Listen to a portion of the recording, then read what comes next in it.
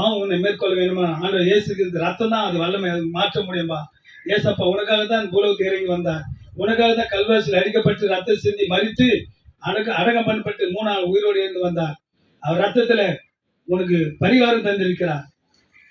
பாத்தீங்களா? இயேசு கிறிஸ்து ரத்தம் சகல பாவங்களை நீக்கி நம்மை சுத்திகரிக்கும் சொல்லி வேதம் சொல்லுகிறது. அவங்க அந்த எனக்கு பார்த்து சொன்னாரு. நான் அப்படியாக கண்ண மூடி சொன்னேன், ரத்தத்தை கழுவை பார்த்து மன்னியும் என்னை ரட்சித்துக் கொள்ளும் என் ஆசிரியர் சொல்லும் போது எனக்கு படிப்படியா இந்த ஆன்சு பான்பிலிருந்து விடுதலை கிடைத்தது. அந்த குடியிலிருந்து விடுதலை கிடைத்தது. குடியிலிருந்து மறந்துட்டேன், இந்த பான்சு பான்பிலிருந்து மறந்துட்டேன். பிள்ளைகள் வியாதிகள் படிப்படியாக குறைந்து விட்டது. அது நிம்மதி ஒரு கொஞ்சம் ஒரு சமாதானம் நான் அனுபவிக்க ஆரம்பித்தேன். ஆண்டவர் இயேசு கிறிஸ்துவில வரும்போது பிள்ளை வியாதி படிப்படியா மாறுதான் பார்த்தேன். அப்படியாக கொஞ்சம் கொஞ்சம் ஆண்டவர் பிள்ளைகள் சுகம் கொடுத்தார். எல்லாவற்றையும் இந்த சாராயம் குறித்து சண்டை போறதுல ஒரு விடுதலை கொடுத்தார். இப்போ வேலை இல்லை, வேலைக்காக ஜோம் பண்ணேன், வேலை தேங்க்ஸ் பண்ண நல்ல ஒரு வேலை கொடுத்த ஆண்டவர். பார்த்தீங்களா? என் வாழ்க்கையில் நிம்மதி சமாதானம். இந்த இப்போ நான் சொல்லலாம், நான் படித்து நிச்சயம் செய்தேன், கர்த்தரை சுகமாய் தங்கப்படுகிறார். கொஞ்ச நேரம் இப்போ கூட நான் வந்து ஒரு 10 நிமிஷம் தூங்கியிருப்பேன். சரியான எனக்கு நல்ல தூக்கம். ஏனென்றால் கர்த்தர் அந்த தூக்கத்தை கொடுக்குற அந்த இயேசுகிறது தான் நல்ல பிரியமான நித்திரை தருகிறார் என்று வேலை சொல்லுகிறது. நம்மள சொல்ல முடியும், என்ன மாத்திரை மருந்து போட்டாலும் தூக்கம் வராது. எந்த வியாதி நேரத்தில் மாத்து கொடுப்பாங்க, கொஞ்ச நேரம் தான் இருக்கும், அந்த பவருக்கு அப்ப போயிடும். ஆனா ஆண்டவர் இயேசுகிறது கூட நித்திரை சமாதானம், பெரிய பெரிய சமாதானங்க. அதை அனுபவித்து பாருங்க. என் வாழ்க்கையில தான் நான் அனுபவிக்கவே இல்லை. ஆண்டை பத்தி என் வாழ்க்கையில் நிம்மதி சமாதானம் சந்தோஷம் ஆண்டவர் கொடுத்திருக்கிறார். அப்ப தாவீது நானும் சொல்லுவேன், நான் படுத்து நித்திரை செய்தேன், கர்த்தரை சுகமாய் தங்க பண்ணுகிறார். நீங்க சொல்ல முடியுமா? வாழ்க்கையில இல்லை. ஆனா அந்த பாவத்தில் ஒருவரை மூடிக்கொள்ளும் போது, பாவனா என்னங்க? இருதயம் வந்து கேடு உள்ளதும் திருக்குள்ளதுமா இருந்து சொல்லி வேதம் சொல்கிறது. இந்த பாவம் ஒருவனை வந்து பிடிக்குமானால் அவன் என்ன செய்வது தெரியாது. குடித்து சண்டை போட்டு ஒருவனை வெட்டுவது, ஒரு பொருளை அபகரிப்பது, பிற பொருளை அபகரித்துக் கொள்வது, எதை சொல்லுது? அவன் மாடு மனை பிள்ளைகளை அபகரித்துக் கொள்ள ஒரு பாவம் தான். சின்ன பசங்க பொய் சொல்லுதான் பாவம் தான். அப்ப பாவம் வந்து ஒரு பிடிக்குமானால் அதுக்கு பாவத்துக்கு வல்லமை உண்டு, அதிகாரம் உண்டு. என்னதான் செய்ய நான் அதுமே அந்த பாவம் என்னை மேற்கொண்டு என்னை செய்திருக்க வேலை நான் நினைத்து பார்க்கிறேன்.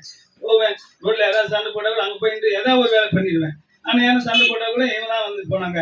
அப்ப அந்த பாவம் வந்து என்னை விடாம இந்த எதாவது குடிக்கணும், சண்டை போடணும். இதுதான் இந்த பாவம்னா ஒரு ஆள் வெட்டுறது, ஒரு இது பண்ணுறது, பொருளை அபகரித்து, பக்கத்து வீட்டுல சமாதானம் இல்லாம இருக்குது, இப்படியாகட்ட வேலைக்கு போகக்கூடாது. இப்படியே பாவனை படிப்படியா சொல்லியே போகலாம்.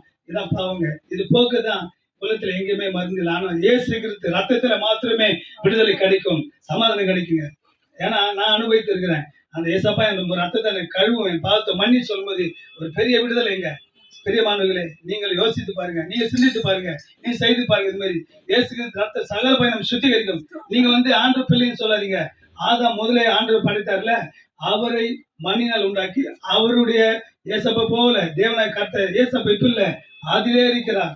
வசனம் சொல்லி அதிலே நான் இருக்கிறேன்னு சொல்லி, அப்போ அவரை போலதான் நம்ம படைத்திருக்கிறார். அந்த மண்ணினால் அவரை உண்டாக்கி அவர் சுவாசத்தை ஊதினா ஜீவாத்துமானா. அப்ப அந்த ஆதாமுடைய பிள்ளை தான் நம்ம படிப்படியா வரும்போது நம்முடைய அவர் பிள்ளையா இருக்கார். ஏனென்றால் அவருடைய சுவாசம் நமக்குள் இருக்கிறது. ஆனா அவருடைய பிள்ளைங்க நம்ம எல்லாரும் நம்ம ஆண்டை நோக்கி பார்க்கணும். இயேசுவே என் பாவத்தை மன்னியும், என்னை ரட்சித்துக் கொள்ளும், என் ஆசீர்வாதம். இதே தாங்க ஆண்டு உங்களுக்கு வலிமை அதிகாரம் உங்களுக்கு கொடுத்து உங்களை பிள்ளை அவருடைய பிள்ளையா இருக்கிறீங்க. உங்களை பரிசுத்தப்படுத்தி ஒரு நல்ல பிள்ளையா மாத்தி, செல்ல பிள்ளையா மாத்தி உங்களை ஆசீர்வதித்து உங்களுக்கு என்ன வேணுமோ அந்த பூமியில ஆண்டு அனுபவித்துக் கொள்ளலாம். தேசத்துக்குள்ள சுகம் இருக்குதுங்க. எங்க ஓடுறீங்க? சுகம் தான் நிரந்தரமா கிடைக்காது. சுகம் இருக்கிறது, சமாதானம் இருக்குது, சந்தோஷம் இருக்கிறது, எதிர்காலம், ஆஸ்தி, அந்தஸ்து, பிள்ளைகள் படிப்பு, வீடு கட்டணமா, என்ன வேணும் இந்த பூமியில எல்லாவற்றையும் அவர் தர வல்லவராக இருக்கிறார். ஏன்னா அவருக்குள்ள ஒண்ணு நாங்கள் அனுபவித்துக் கொண்டிருக்கிறோம். பிள்ளை என்ன வேணும், பிள்ளை கல்யாணம், படிப்பு எல்லாம் அவருக்கு இருக்குது. எதுக்காக ஓடும் நம்ம பூமியில? அவருக்கு நான் அனுபவித்துக் கொண்டிருக்கிறேன். என் பிள்ளைங்க அது தான் ஒண்ணுனா அவர் கேட்டு அவர் ஆசிரியத்தை பெற்றுக் கொண்டோம். இந்த வியாதி கூட அவரு சுகம் தருவார். உங்க துக்கம் சந்தோஷம் மாறும். உங்க துக்கம் மாற்றி சந்தோஷத்தை கொடுப்பார், சமாதானம் கொடுப்பார். இது நிரந்தரமானது. ஆனா முடிவு வந்து ஒரு மனுஷன் 70, 80, 100 வயசுல இருக்கலாம். அது பிறகு மறிக்க வேண்டும். ஒருவேளை நாங்களும் மறிக்கலாம். இல்லை என்றால் இரவே ஆண்டவர் இயேசு வந்தால் மறுபாவோம். அதுக்கு மேல மறித்த முன்னோர்கள் உயிரோடு இருந்திருப்பார்கள். ஆண்டவர் இயேசு வரும்போது மின்னல் வானத்துல ஒரு செகண்ட்ல வர மாதிரி இந்த மறித்தவர்கள் பூமியில இருக்கிறவங்க மண்ணா போய், நீங்க மண்ணாயிட்டு போய் எப்படின்னா அந்த மண்ணுல அவருக்கு ஆண்டவர் வார்த்தை போய் அவங்க உயிரோடு இருக்குமா? பாத்தீங்களா? நம்ம நினைக்கிறோம் பூமியில. இப்ப நம்ம நினைச்சு பார்க்கலாம், நம்ம எங்க தாத்தா மறிக்கிற அவர் இருப்பாரு, மண்ணாயிட்டு இருப்பாரு. ஆனா அந்த மண்ணெல்லாம் ஒன்னாகி உருவமாகி ஆண்டவர் வரும்போது அவர் தான் போய் அதில் நிற்பாங்களா? பாத்தீங்களா? இந்த பூமியில யாரை மறிச்சாங்களோ உயிரோடு வருவாங்க. ஆண்டவர் இயேசு வரும்போது நாம ரெண்டாவதா பின்னால போய் நிக்கணும். அப்போ ஆண்டவர் வார்த்தை எப்படி வல்லமை உள்ளது, அதிகாரம் உள்ளது பாத்தீங்களா பிரியமானவர்களே. அப்ப ஆண்டவர் இயேசு கிறிஸ்து வரும்போது நமக்கு கேட்கல, மரித்து மன்னார்களுக்கு கேட்குது பாத்தீங்களா. இந்த பூமியில ஆண்டவர் வார்த்தை நான் சொன்னல, கடலை கடலை பார்க்கிலும் அலைகளை பார்த்து காத்துற வார்த்தை வார்த்தை வல்லமை உள்ளது பாத்தீங்களா. அப்போ செத்து போன மண்ணு உயிரா வருமா பாத்தீங்களா பிரியமானவர்களே. நான் சொல்ற வார்த்தை உங்களுக்கு கூட சுகமாக்குங்க. வல்லமை ஆண்டவர் வல்லமை இருக்கு. உங்களுக்கு என்ன வேணும்? சுகம் வேணுமா, சமாதானம் வேணுமா, உங்களுக்கு என்ன வேணும்? நீங்க கேளுங்க ஆண்டவர். நீங்க ஆண்டவர் பிள்ளைதான் பாத்தீங்களா. ஆண்டு வரும்போது நாமும் அவங்க பின்னால போய் நியாயத்திற்கப்பட்டு அவரை ஏற்றுக்கொண்டு அந்த பூமியில அறிக்கை செய்ய, இயேசுவே என் பாவத்தை மன்னியும், என்னை ரட்சித்துக் கொள்ளும் என்று சொல்லுங்க. அவர் பிள்ளையா மாறுங்க, அவரோட போகலாம் எங்க வானத்துக்கு. ஏற்றுக்கொள்ள அங்கிருந்து கைவிடப்படுவர்கள் நரகத்திலே தூதர்களால் தள்ளப்படுவார்கள் என்று வேதம் சொல்லப்படுகிறது. இதெல்லாம் ஒரு நாள் நடக்கும். இது உண்மை, இது பொய் இல்லைங்க. ஆண்டு வரத்துக்கு அடையாளம் நடந்து பூமி அதிர்ச்சி நடக்குது, கடல் கொந்தளிப்பு, ஜனங்கள் தற்பிரிய வீம்புக்காரர், அடங்காதவர்கள், சண்டைக்காரர்கள், பிள்ளையை கீழ்ப்படி மாட்டாங்க, நாட்டுக்கு நாடு யுத்தங்கள், கடல் கொந்தளிப்பு, வானத்து அக்னி வரும். லாஸ்ட் தான் கடல். பேதுரு பக்தர் சொல்றாரு, இந்த வானத்து அக்னி வந்து இந்த பூமியும் வானத்தையும் எரித்து போறோம். அப்போ பூமியில மனுஷன் மட்டும் ஆண்டு எரிக்க மாட்டான். ஏன்னா அவர் ஜீவன் நம்ம குளிக்கிறது. பெரிய மனிதர்களை மறந்து போக அந்த ஜீவன் நம்ம கணக்கு ஒப்பு கொடுக்கணும். அதுதான் ஆண்டு நம்ம தொடர்ந்து வந்து நம்ம நெருக்கி கொண்டிருக்கிறார். பரலோகராஜ்யம் சமீபத்திருது பிரியமானவர்களே. பரலோகராஜ்யம் சமீபத்திருது, மனம் திரும்புங்கள், பரலோகராஜ்யம் சமீபத்தில் சொல்லி ஆண்டவர் இப்படியே சொல்லி கொண்டு வருகிறார்.